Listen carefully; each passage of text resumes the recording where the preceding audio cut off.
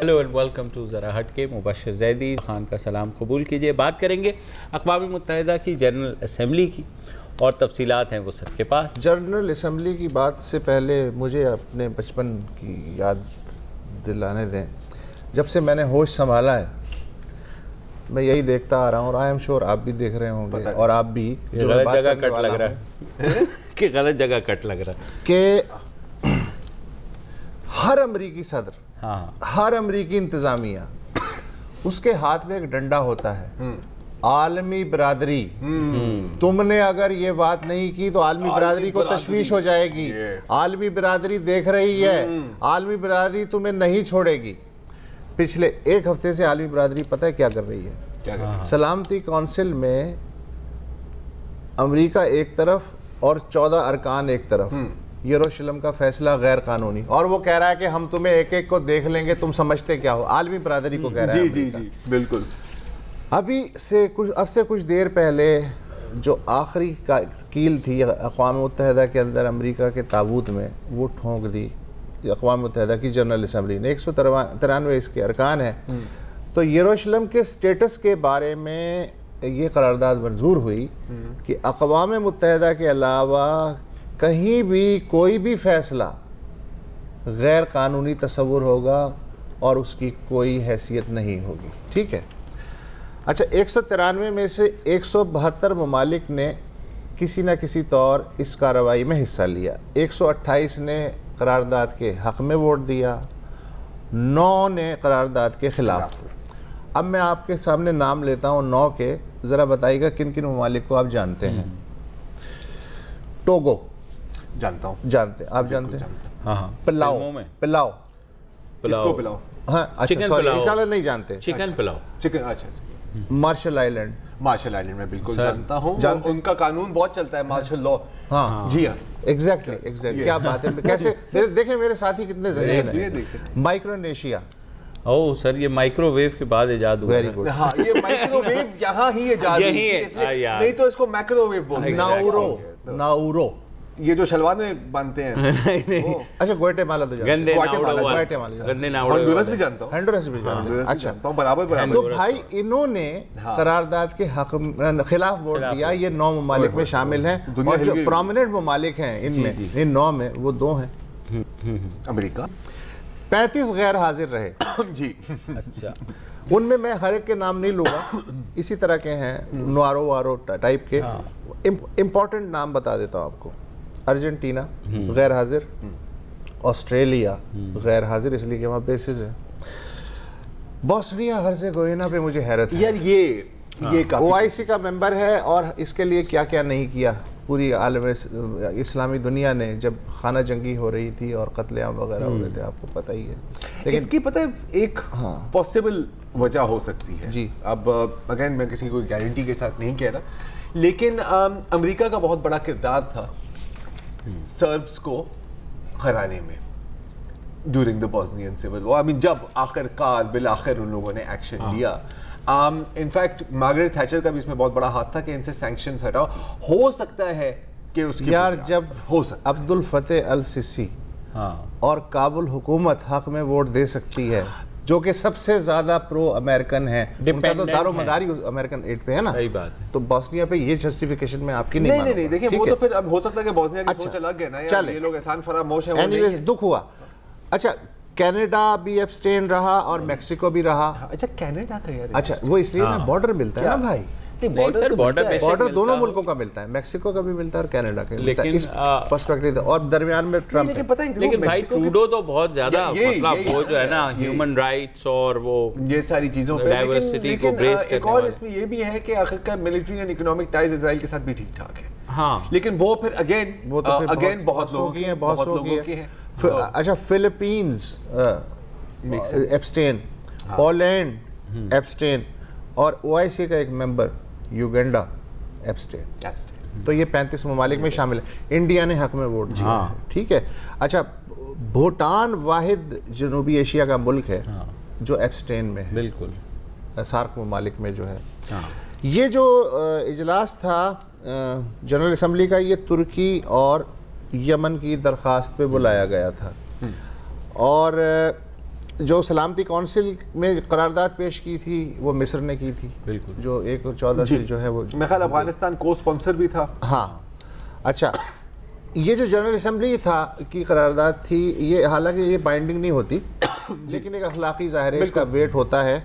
तो फ़लस्तीनी सफ़ीर ने तो कहा खुल गया आलमी बरदरी से कि जनाब हमारे वहाँ तो बस नहीं चलता, सलामती कौंसिल में वीटो शीटो है, तो आप तो ब्लैक मेलिंग में नहीं आ सकते, हमें उम्मीद है। और वो ब्लैक मेलिंग में नहीं है, 128 वोट कोई कम नहीं होते, 2/3। लेकिन इसराइल जो है, इसराइली सफ़ीर डैनी डैनन, वो टोटल पगलौट बयान से अच्छा हटिया गया। मैंने इसराइली अखबार हैरेट से नकल किया।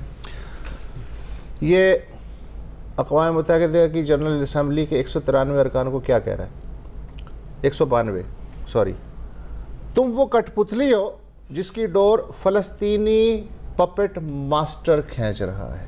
अच्छा वो कौन है? झूठ और फरेब ने तुम सबको अंधा कर दिया है। अच्छा, आज की करारदाद भी तारीख के कूड़ेदान का हिस्सा होगी।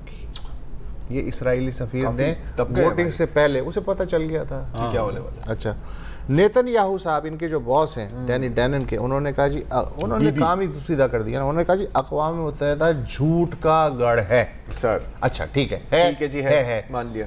आप कल से अक़वाम मुत्तहिदा छोड़ दें। बिल्कुल, मेरे ख्याल है बेस्ट यही। आप तो सच है ना, आप तो सच्चे। देखिए, you are either with us yes और यू आर अगेंस्ट अस। तो अगर आप भी झूठ के गढ़ में हैं तो फिर आप भी इसका झूठे हैं मतलब ना। है कि आप भी बहुत बड़े झूठे हैं कि दूसरों को झूठे के गढ़ कह रहे हैं। ठीक है, ठीक, ये मैं इसराइल दुश्मनी में नहीं, लॉजिकल बात। आप हक और सच की बात अच्छा, कर रहे हैं सर। अब आ गई आपकी जो फेवरेट एम्बेसडर हैं निक्की हेली। Allow me. अच्छा, निक्की हेली यार बड़ी मतलब फौज का बड़ी तपी हुई है, काफी दिनों से तपी हुई है। अच्छा, खार इनको शुरू हुई जब सिक्योरिटी काउंसिल में ये करारदाद पेश हुई, रेजोल्यूशन पेश हुई 14-1, और उनको सही बात है, बल्कि उनका हाथ बंद गया था, अकेले हाथ खड़ा हुआ, अकेला पंखे से बांध दिया था। जी बिल्कुल, यूं बस यहीं रहेगा, नीचे नहीं आएगा। वो क्या कहते हैं, ज्यादा माया लगा दिया था।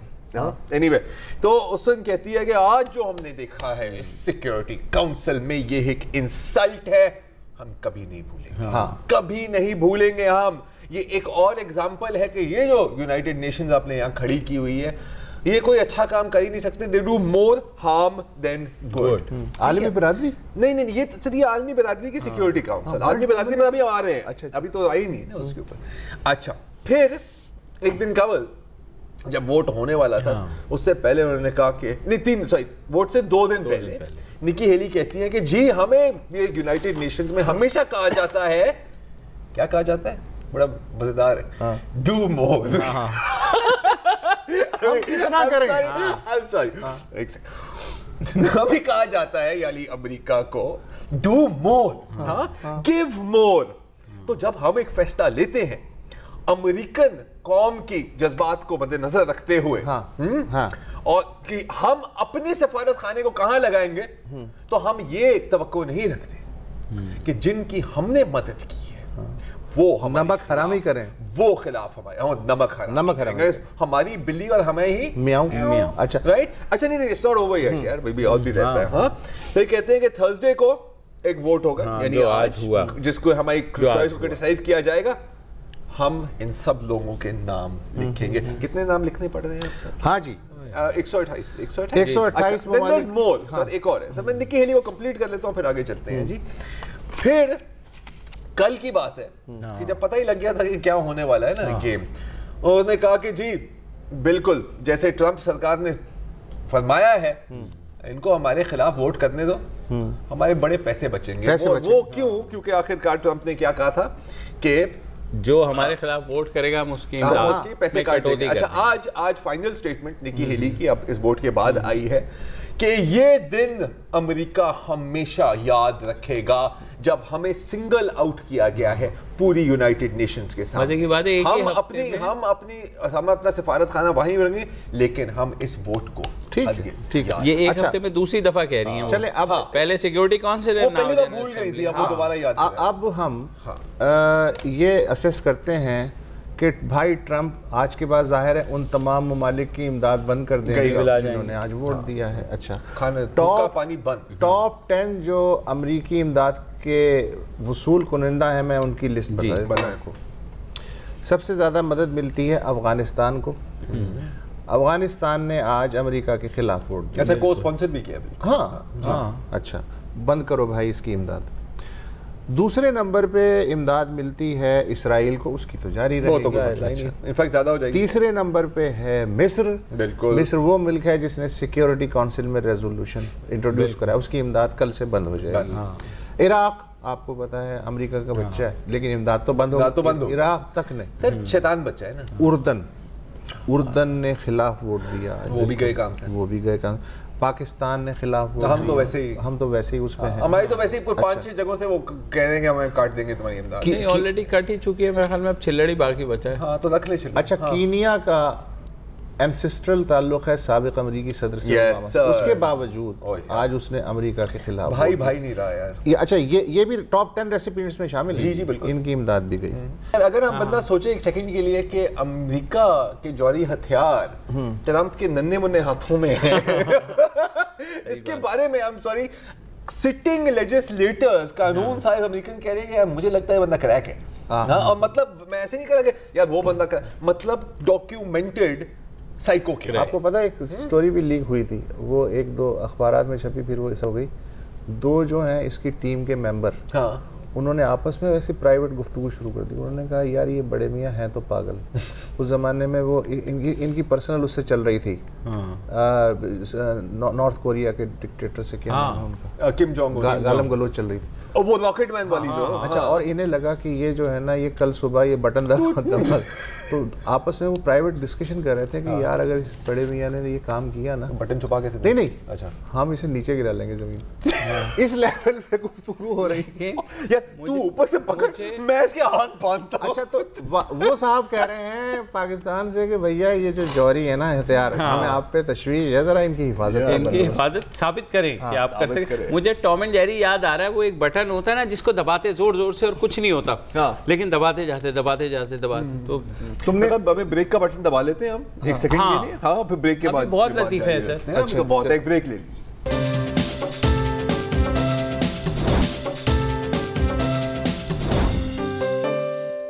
वेलकम बैक जी। बात हो रही है United Nations general assembly vote की, और तुर्की के जो सदर हैं एर्दोगान, उनका एक बड़ा मजेदार बयान आया था। कमो पेश ऐसा है कि ट्रंप सरकार आप तुर्की को खरीद नहीं सकते। हाँ, देखो बेसिकली तो यही है ना कि ओए हमने पैसा देखा है और तू तमाशा ही नहीं दिखा रहा यार, ये क्या गेम है। और उसके साथ साथ ये भी है, वो थोड़ा सुल्तान राइप पोज में आके ना, ओए मैं तेरी तंगा तोड़ देंगा ओए। तो उन्होंने कहा कि यार आ जाओ, कितने नाम लिखोगे। जहां तक नेशनल सिक्योरिटी पॉलिसी की बात है, तो चीन और रूस का इस पे रिएक्शन आया है। क्या उसका क्लिप अनफॉर्चुनेटली मेरे पास नहीं है, लेकिन चाइनीज यूएन एम्बेसडर ने, आई थिंक यूएस एम्बेसडर था, one of the Chinese diplomat, Chinese foreign minister official reaction उन्होंने दिया। उन्होंने कहा कि यार मतलब तो उसका कुछ ऐसा था कि यार आई मीन एक तो you know this is completely discriminatory. आप ऐसा तस्वर पेश कर रहे हैं कि जैसे हम दुनिया पर कब्जा करने की कोशिश कर रहे हैं, और यूनिलैटरली अब कोई काम नहीं हो सकता। आप दुनिया को साथ लेकर चले, ठीक है। मतलब वही यही जो आलमी बरादरी वाली बात जो अमेरिका एक जमाने में करता था ना, ये जैसे अब आलमी बरादरी कर रही है। अब वो आलमी बरादरी यार आलमी बरादरी कहती है कि यार तू ठीक हो जा, हाँ थे बंदे का पुत्र बन जा, लेकिन नहीं। अच्छा, एर्दोगान का जो आजकल के दौर है बड़ा इंटरेस्टिंग है। एक शेर मुझे याद आ रहा है कि वहशत का ये आलम के पसे चाके गरेबा, लड़ते हैं बहारों से उलझते हैं खिज़ां से। तो वो चौमुखी चल रही है ना उनकी। अच्छा, अमेरिका के सामने खड़े में दिल खुश होता है। इन्होंने इसराइल को अभी सुना दी बहुत सारी, नेतन्याहू जी हाँ बिल्कुल है। अच्छा, अब इनकी चल पड़ी है यूएई के साथ, क्योंकि ये कतर के साथ। यूएई के जो वजीर खारजा हैं अमारात के, शेख अब्दुल्ला बिन जैद अल नाहियान, उन्होंने गालिबन रीट्वीट की एक, उन्होंने एक फेसबुक की, अच्छा, वो उसको शेयर किया। इसके जो पुरखे थे, इसके जो बुजुर्ग थे एर्दोगान के, इन्होंने तो भाई मदीना में जो है लूट मार की है, लूट राम की, कत्ल किया, और मदीना के गवर्नर थे 1916 से 1921 तक। हाँ, तो एर्दोगान ने पलट के ये जवाब दिया कि एक तो भाई तू अपनी औकात में रहे, कि तू बात क्या कर रहा है। दूसरे फिर उन्होंने बैकग्राउंड दिया कि वो मेरे एंसेस्टर तो नहीं थे, बहरहाल ऑटोमन थे, और जब तुम लोग इधर उधर भाग रहे थे, तुम्हारा आसपास कोई पता नहीं था, तो वो गवर्नर जो था बरतानवी फ़ौज के ख़िलाफ़ मदीना मुनव्वरा की हिफाजत करा था। अच्छा, वैसे इस लेवल पे भी इस लेवल पर हो रही है। वैसे पता है कि इनके लोग कहाँ थे?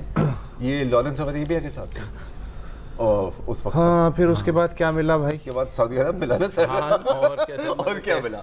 यही तो हुआ। अच्छा, यही तो हुआ। तो ये इस तरह की जो इंटरेस्टिंग, अच्छा वो इस बीच में आज ये खबर दब गई है, लेकिन कल परसों फिर ये जिंदा हो जाएगी ये खबर।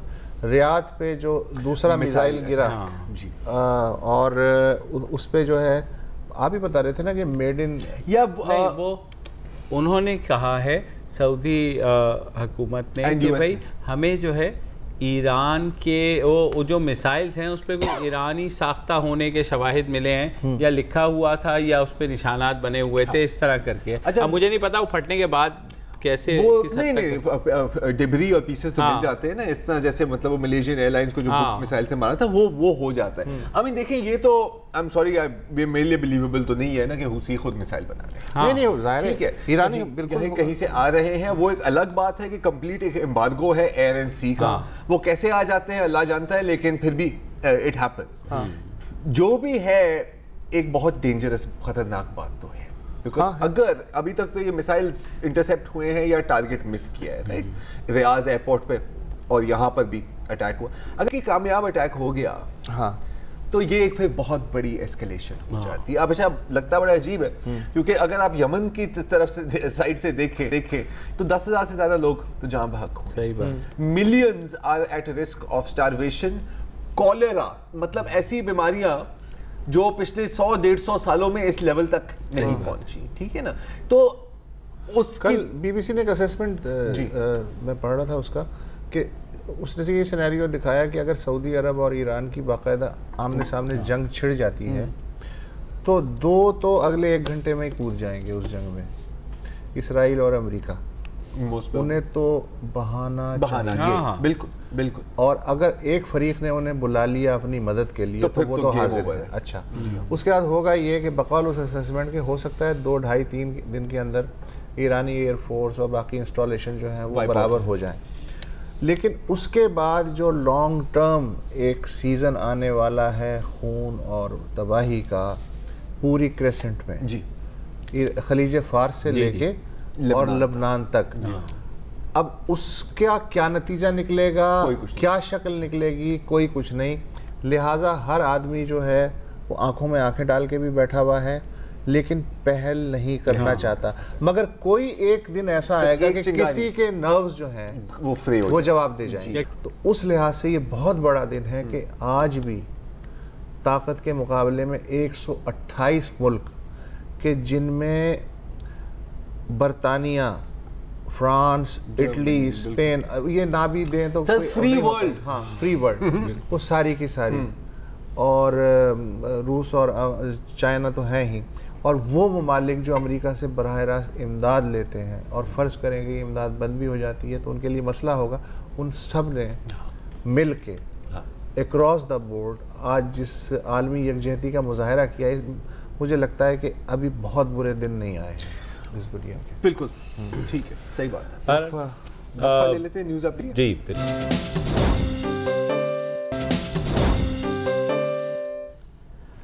इस साल के बड़े वाक़यात में अप्रैल में एक सहाफ़त के तालिब इल्म, स्वाबी की अब्दुल वली ख़ान यूनिवर्सिटी के तालिब इल्म मशाल खान का जो बेईमाना कत्ल हुआ, वो पूरे साल के वाक़यात पर छाया रहा, और इस कदर छाया रहा कि अभी जितनी पब्लिकेशंस हैं या कुछ टीवी चैनल्स ने भी, उन्होंने भी जो साल के सबसे बाअसर वाक़यात और बाअसर शख्सियात की लिस्ट बनाई है, उसमें उसको सर फहरिस्त रखा है मशाल खान का, क्योंकि उनको शहीद किया गया इस इल्ज़ाम के तहत कि उन्होंने तौहीन मज़हब की है, जो बाद में JIT की रिपोर्ट और दीगर के मुताबिक भी गलत साबित हुई। ये मुकदमा चल रहा है। 57 जो इसमें मुल्ज़िमान हैं उनकी स्टेटमेंट्स जो हैं अभी रह गई हैं। अभी 60 से ज़ायद जो गवाहान हैं उनकी स्टेटमेंट्स मुकम्मल हो चुकी हैं। जो आखिरी गवाह है जो कि तफ्तीशी अफसर है,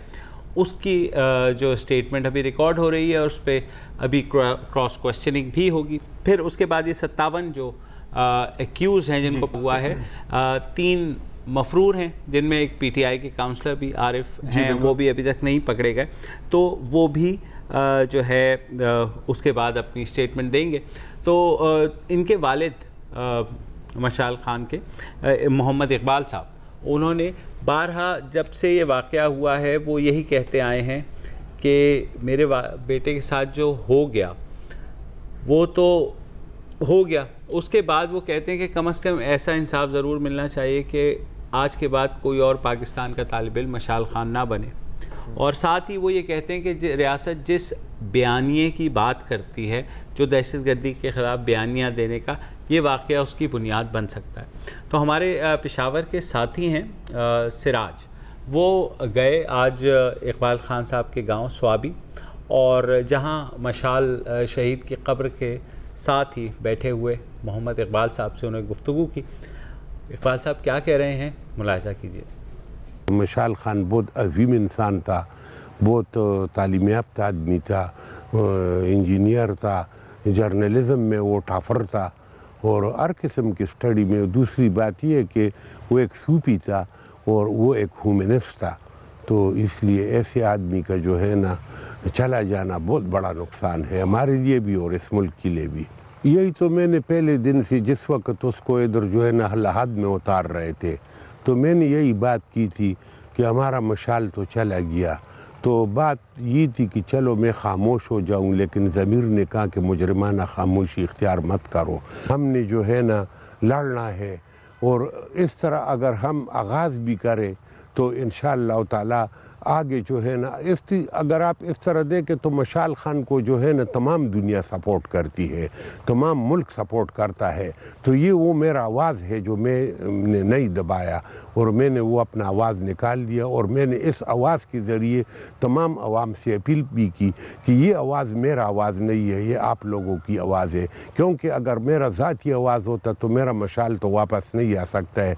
इस पर हर एक आदमी को, तमाम वालिदैन को, तमाम मशालों को, तमाम बच्चों को, तमाम यूनिवर्सिटी वालों, कॉलेज वालों को सोचना चाहिए। लेकिन मशाल खान के इस बेहमाना और दर्दनाक कत्ल के बाद हमारी ज़िंदगी बहुत अजीरन हो गई है। इसके अलावा जो है ना माली लिहाज से भी जो है ना हमारा बहुत ख़र्चा हो रहा है। इसके अलावा जो है ना जो और बात है, यानी बेटियाँ है वो अभी तक 13 अप्रैल के बाद जो है ना वो तालीम नहीं जारी रख सके हुए हैं, क्योंकि वो बेटियाँ जो है ना वो भी टॉपर है, यानी वो भी जो है ना एक मर्दान यूनिवर्सिटी की टॉपर है और दूसरी जो है ना वो पाइनियर में टॉपर है। तो वो भी लाश हमारा नुकसान हो गया है।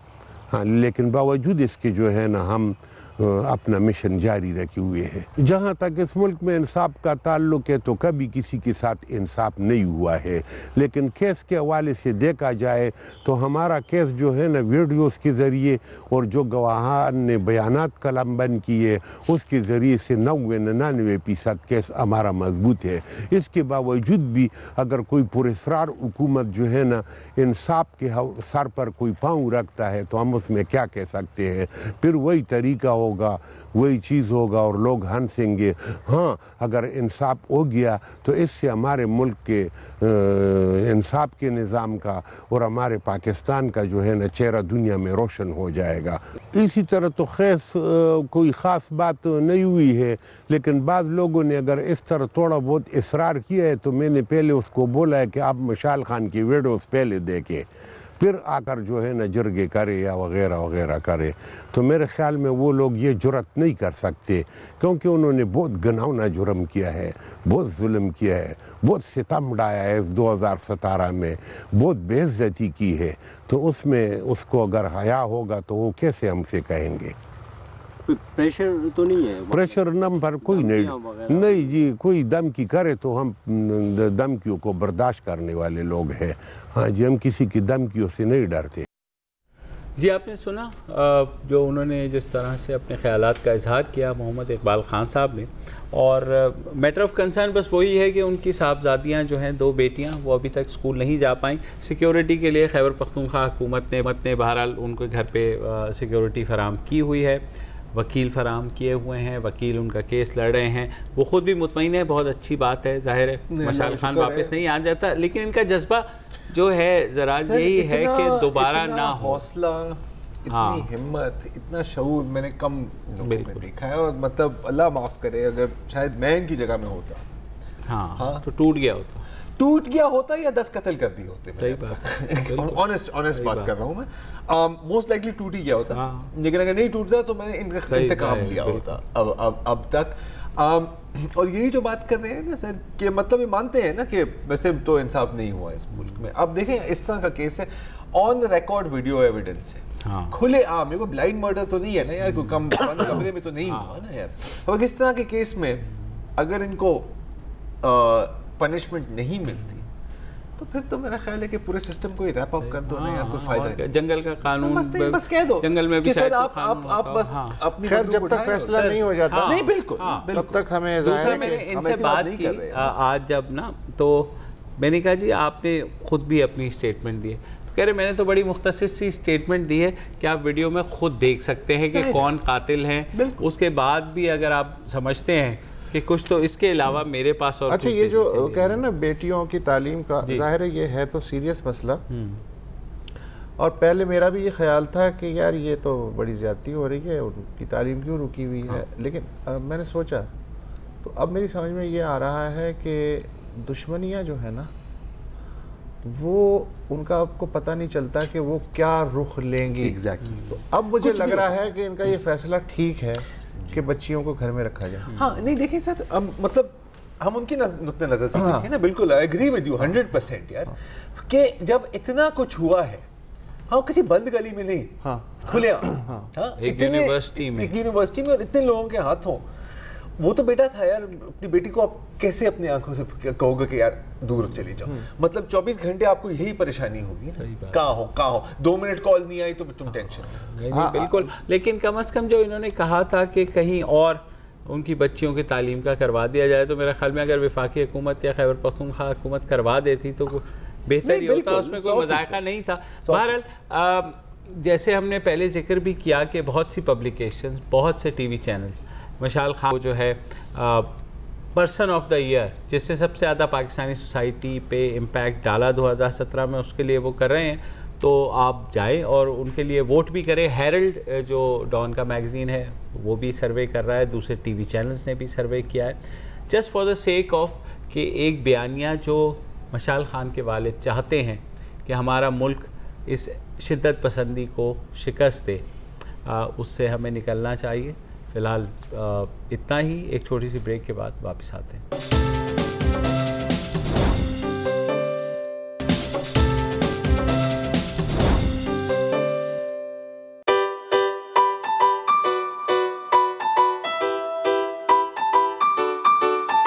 लाड़काना के तलबा में छुपे हुनर सामने आ गए। साइंस फेस्टिवल के दूसरे रोज जदीद टेक्नोलॉजी के प्रोजेक्ट पेश कर दिए। किसी ने रोबोट आर्म का ढांचा पेश किया तो किसी ने इलेक्ट्रिक कार का डिजाइन बना लिया। Hydro power plant, solar system समेत कई प्रोजेक्ट भी पेश किए। Digestive system starts from the mouth. ये माउथ से मींस मुंह से शुरू होता है, और इसके बाद यहाँ पे इसोफेगस, जिसे फूड पाइप कहते हैं, जो माउथ होता है उसमें सैलिवरी ग्लैंड्स होते हैं जो सैलिवा प्रोड्यूस करते हैं। एटम बहुत बारीक जर्रा होता है और उसमें 3 पार्टिकल्स होते हैं, protons, neutrons and electrons. Protons पर पॉजिटिव चार्ज होती है, इलेक्ट्रॉन्स पर नेगेटिव चार्ज होती है, और न्यूट्रॉन्स पर कोई भी चार्ज नहीं होती, वो न्यूट्रल होते हैं। कुरान पाक अल्लाह ताला mention that every finger has its own identical. Even identical twins do not share same fingerprints. And Almighty Allah mentioned this 14 years ago, but scientists now in 18th century discover it. 2 रोजा नमाज DC Larkana की निगरानी में हुई। तलबा की ख्वाहिश है कि आइंदा भी ऐसी सरगर्मियां जारी रहनी चाहिए। जी, ये जो आप नाज़रीन देख रहे थे, ये लाड़काना का पहला साइंस फेयर था।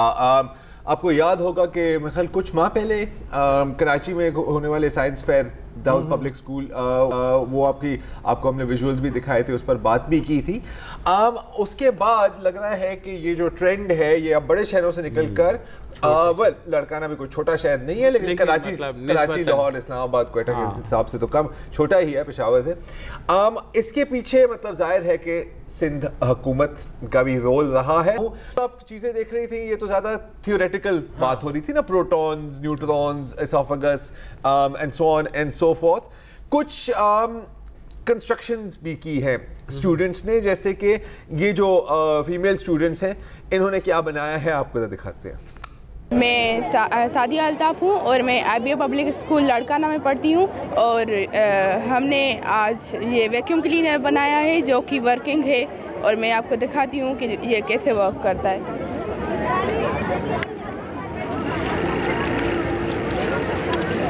वेरी नाइस, जबरदस्त। सर ये इलेक्ट्रिक फ़ैन है जो ये CD से बनाया है हमने और इसमें DC मोटर लगा हुआ है। उसकी वायर्स ने हमने इस बटन पे इस बटन से कनेक्ट की और ये 9 वोल्टेज की बैटरी लगाई हुई है, चल रहा है, फिर हवा भी दे रहा है। मिनी वैक्यूम क्लीनर और mini fan which is cute. और मतलब देखें, आपको कहेंगे यार ये क्या बड़ी बात है यार, पंखा तो आप बाजार से भी खरीद सकते हो, लेकिन बेसिक चीज होती है कि कॉन्सेप्ट की थियोरी को प्रैक्टिकल में लाओ। आज पंखा बना रहे हैं, कल अल्लाह जानता है क्या बनाएंगे। अगर आप कहने वाले थे कि गाड़ी बनाएंगे तो ये भी हुआ है वहां पर। इनफैक्ट मैं आपको ये भी क्लिप दिखाता हूँ। ये तो चलिए बेसिक चीजें, थोड़ी सी एडवांस बात करते हैं। एक गाड़ी जो आप अपने फोन से भी चला सकते हैं, जरा देखिए।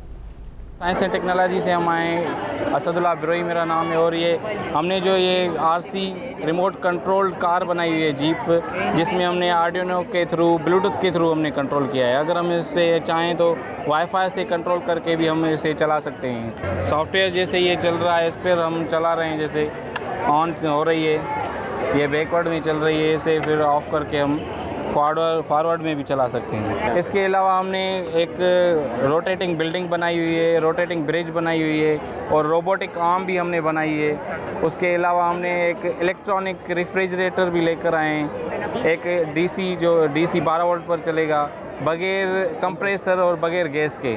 उसके अलावा हमने एक साइकिल में 12 वोल्ट का मोटर लगा दिया है, अब हमें सिर्फ बैटरी चार्ज करके उसमें लगाना है बस। अच्छा, इसके अलावा भी बहुत कुछ हुआ है एस्ट्रोनॉमी डिस्प्लेज में। थोड़े से एक दो इदारों के नाम को बताता चलूँ। Pakistan alliance for math and science, Sindh education alliance, और इनफैक्ट अगर आप ट्विटर पर जाके लड़काना साइंस फेयर के हैशटैग को सर्च करें तो आपको बहुत और कुछ भी मिल जाता है। पाकिस्तान साइंस फाउंडेशन है, पाकिस्तान एस्ट्रोनॉमर्स सोसाइटी है, जिनकी एक डिस्प्ले मैंने भी देखी थी यहाँ TAF म्यूजियम के बाद, बड़े मज़ेदार थी। न्यूमेरिका एकेडमी, स्टेमर्स, पाकिस्तान साइंस क्लब और रोबोटेक। रोबोटेक वाले भी बड़े इंटरेस्टिंग है। आपको बेसिकली जैसे नाम से आपको पता है रोबोटिक्स कर रहे होते हैं। और अगर मुझे याद सही है तो यहाँ कराची में जो सेकंड फ्लोर है ना T2F, यहाँ पर बाकायदा इनका एक मेरे ख्याल रोबोटिक्स कैंप हुआ था बच्चों के लिए, वे children made small and simple robots. जनाब, तो आज के लिए इतना ही। कल दोबारा हाजिर होंगे आपकी कॉल्स के साथ। इजाज़त दीजिए, खुदा हाफ़िज़। अस्सलाम वालेकुम। अगर आपको हमारे शो पसंद आया है तो प्लीज़ हमारे YouTube चैनल को सब्सक्राइब करें, और अगर मुनासिब समझे तो इस वीडियो को लाइक भी कर लें, तो कोई हर्ज नहीं है, और शेयर भी कर लें और कमेंट भी कर दें, वरना वो सब ऐसे ही लिखते रहेंगे। और ये जो दोनों कह रहे हैं ये कर लें जी प्लीज़, नहीं तो हमें भी घर जाना है, मैं आपके कंप्यूटर में नहीं रहना 24 घंटे। सही बात।